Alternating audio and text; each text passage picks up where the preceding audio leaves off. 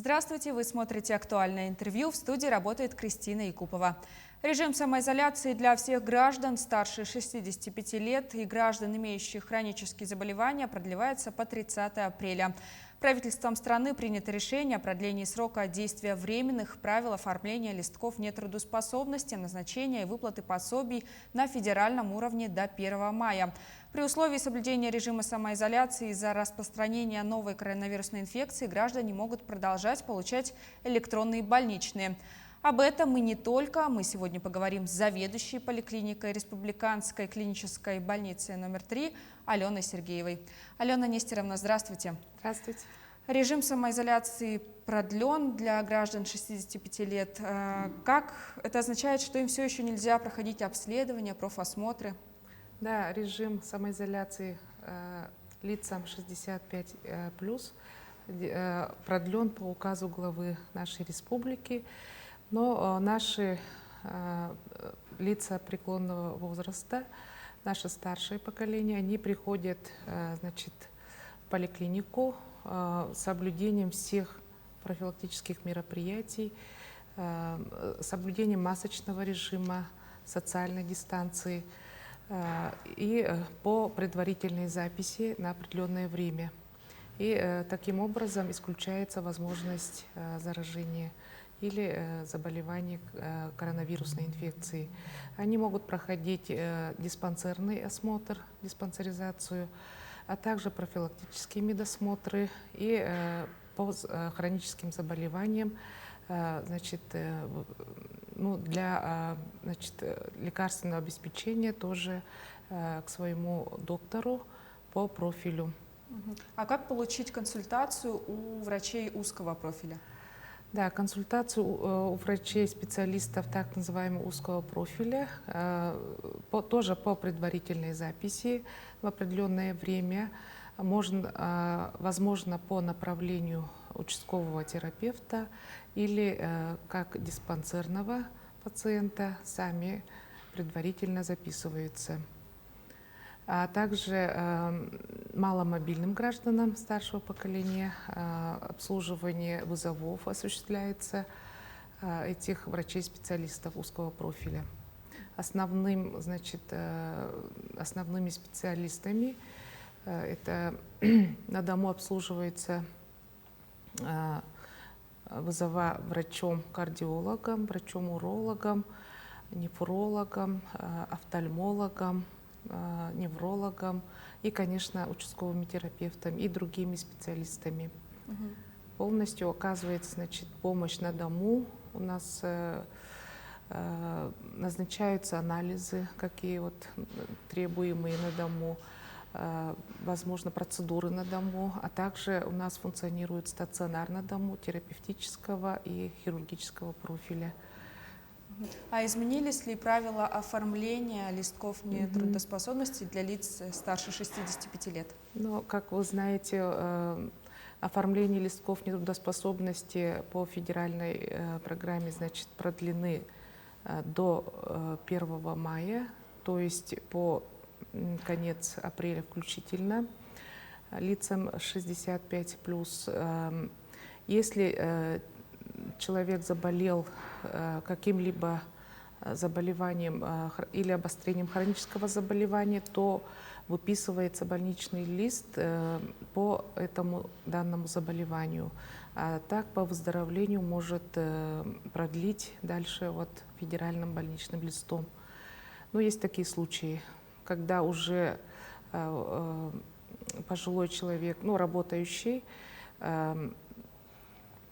имеет уже допуск к работе, да, то есть он привит, уже там 42 дня истекло, он уже имеет иммунитет и уже имеет допуск к работе, то такие люди уже выходят на работу по желанию. Но приоритет, конечно, по указу нашего главы, это дается приоритет дистанционной работе таким лицам. Дистанционной работе. А каковы темпы вакцинации в вашей поликлинике? Много ли якутян уже ее прошли и как они вообще переносят прививку? Ну, нашего прикрепленного населения мы привили около 5000. 5000. Это, значит, около 70% нашего населения, да. Среди них старше 60 лет мы привили 14%. Вот эти лица, значит, приходят к нам в поликлинику тоже по предварительной записи через колл-центр, записываются на определенное время. У нас функционируют прививочные кабинеты, где имеет врач-терапевт, значит, допускает к вакцинации, также смотрит противопоказания, показания и состояние здоровья в настоящее время. А какая из рекомендованных вакцин пользуется популярностью среди пожилых и часто ли наблюдаются побочные эффекты от нее? Ну, самая испытанная на сегодня в России вакцина — это Гамковид-Вак, по-другому Спутник Ви. Значит, получают эту вакцину все граждане без ограничения возраста. Имеет два компонента, с интервалом 21 день получают. И по истечении 42 дней после первой вакцинации уже можно предположить иммунитет. Через месяц уже мы определяем на ИФА, так называемом иммунофлуоресцентном анализе, антитела, присутствие антител в крови G и M. Значит, лица пожилого возраста у нас получали эти вакцины.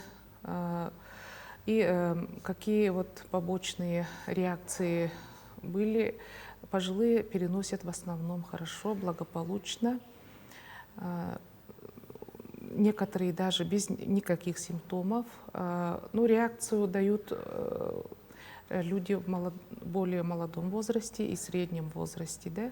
Высокая температура в течение 3 дней. Ну, если симптоматически принимать лекарства, жаропонижающие и соответствующие лекарства, то эти побочные реакции проходят через 3, максимум 6 дней. А пожилым всем ставят прививки или какой-то Пожилым, есть? значит, смотрим обязательно, какие у них основные или сопутствующие заболевания, значит, с осторожностью проводим вакцинацию лицам с аутоиммунными заболеваниями, с сахарным диабетом и с онкологическими заболеваниями, а также в анамнезе имеющих аллергические реакции, аллергические заболевания. Им мы даем постоянный медотвод. А если Или обострение хронического заболевания, тоже даем медотвод временный. И после выздоровления через 2 недели уже можно смотреть и ставить вакцины. А если человек уже переболел, то есть когда можно поставить прививку? Так, человек переболел, имеется в виду коронавирусной инфекцией, да. После выздоровления через 6 месяцев смотрим опять на состояние здоровья, на анализ крови на ИФА. Если антитела, значит, показывают низкие титры, то через 6 месяцев можно их прививать. Нужно прививать. А те, кто получили прививки, они через какое время могут уже выходить на работу? Так, значит, я уже говорила ранее, что вот этот промежуток проведения первого и второго компонента вакцины, значит, 42 дня.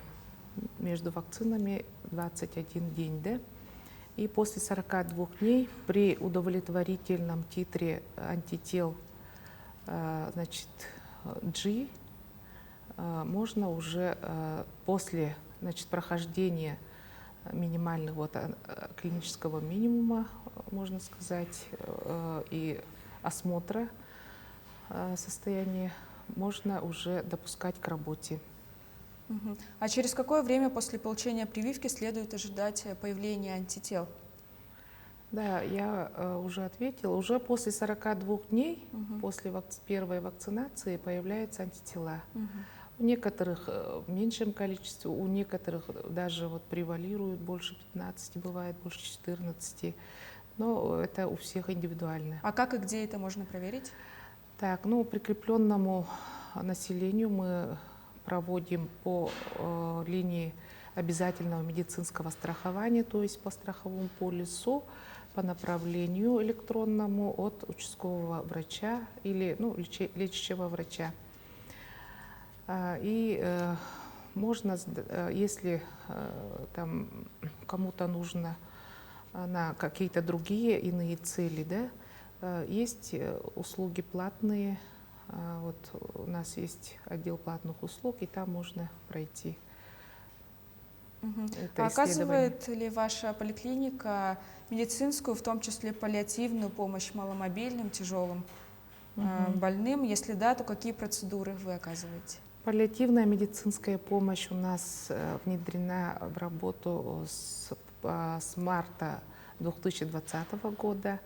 Это такая, ну, как можно сказать, новый вид медицинской помощи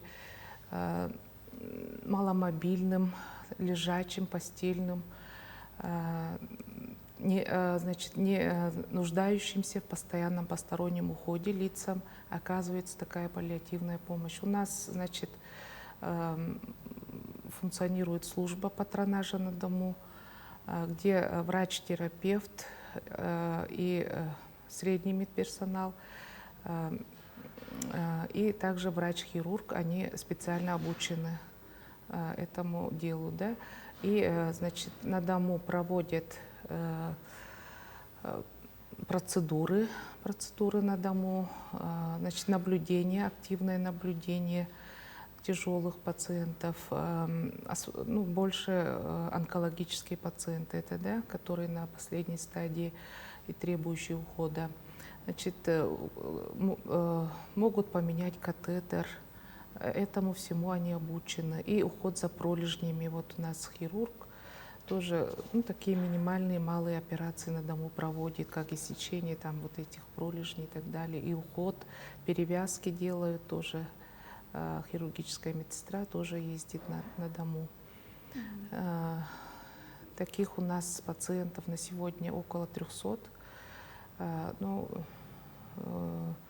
и также врачи решают проблемы медико-социальной экспертизы, то есть направляют на освидетельствование, на усиление группы инвалидности или разработки индивидуальной программы реабилитации, абилитации, приобретение технических средств реабилитации, это, допустим, вот противопролежневые матрасы, функциональные кровати, ну, вот, памперсы и так далее. И это все. Вот. И работают, конечно, с родными, с родственниками, с домочадцами в плане ухода, ну, и помощи, когда вот в отсутствии врача оказывать помощь ну, вот, члену семьи такому. Алена Нестеровна, спасибо, что ответили на наши вопросы. Я напомню, у нас в гостях была заведующая поликлиники Республиканской клинической больницы номер 3 Алена Сергеева. Оставайтесь на нашем телеканале.